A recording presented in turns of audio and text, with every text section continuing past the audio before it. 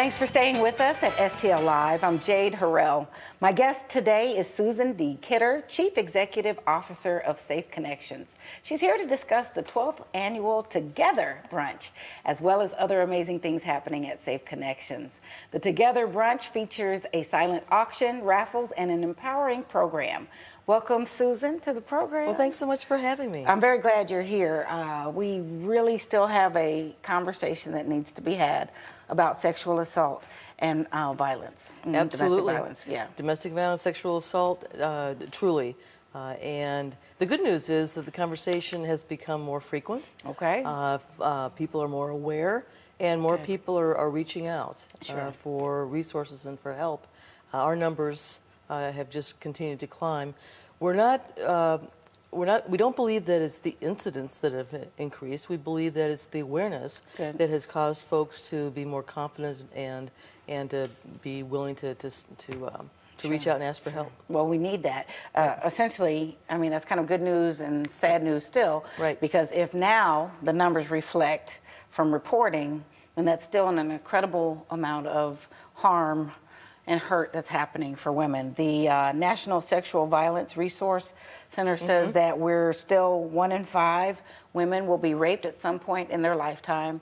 1 in 3 will experience some sort of sexual violence in their lifetime as well. That's just still far too many. But I think and really encourage that we're helping women feel more confident about speaking out. Tell us about the mission of Safe Connections and how you all play a key role in that. Sure thing. Yeah. Safe Connections was founded as Women's Self-Help Center back in 1976. And today's Safe Connections work is to prevent and to end domestic and sexual violence. And we do that 3 principal ways. We provide the 24-hour crisis helpline for the entire region. And that's a crisis helpline that is available, obviously, for those who are in crisis, but also for those who might know someone, love someone, work with someone who they believe might be in trouble, and they want to know how to safely help and support that person. So those folks will also call. Our second area is therapy and support groups.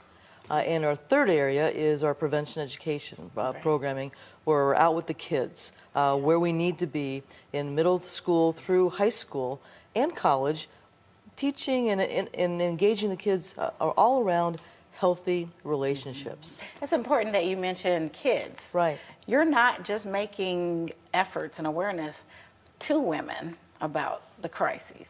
Right. You're talking with everyone, speaking with everyone, especially about relationships. Tell me why that's a focus. Well, because if we can work with our kids and help our young people understand what is a healthy relationship and what is an unhealthy relationship, and how do you safely exit those that are unhealthy, then we're going to have fewer incidents of domestic and sexual violence down the road. For sure. And one of the things that Safe Connections is proud of is that we serve everyone, inclusive of gender identity, sexual orientation, gender, everyone. Right. So we serve male-identified folks because everyone they deserves have numbers too. Sure, everyone You deserves to be safe and healthy. Right. Well, I think that's what speaks to the superb idea of this brunch. It's called Together. Right. And we really are in this together. It's going to take that effort for awareness, for prevention, for advocacy,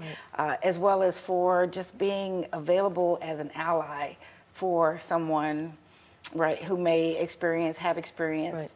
We're all affected, and so we all can play a part. We're going to tell a little bit more about the brunch after the break, but would you emphasize a little bit about what things to look for in a healthy relationship that you teach through the program? Well, healthy relationships are one where you can communicate safely, share your feelings, have boundaries, and have those boundaries be respected. Where your partner knows what consent is, which again is that enthusiastic affirmation that this sexual activity is okay, and that can be revoked anytime during the sexual experience. And it's not being the victim of a partner's power, control, abuse of power, and intimidations and threats. And what about the crisis line? So we would call if we are in a situation. Give some encouragement to make that call when it's best needed and okay.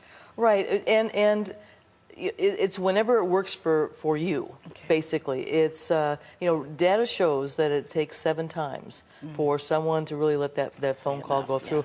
And that's valid. That is so valid. So it's when it's good for you. And just know that when you call Safe Connections, we are there to support you. We are there as a resource. We don't judge. We don't tell you what to do. We help you make your own decisions. That's fantastic. Hence the name Safe Connections. We're going to talk a little bit more with Susan, so stay with us at STL Live. We'll have more right after this break.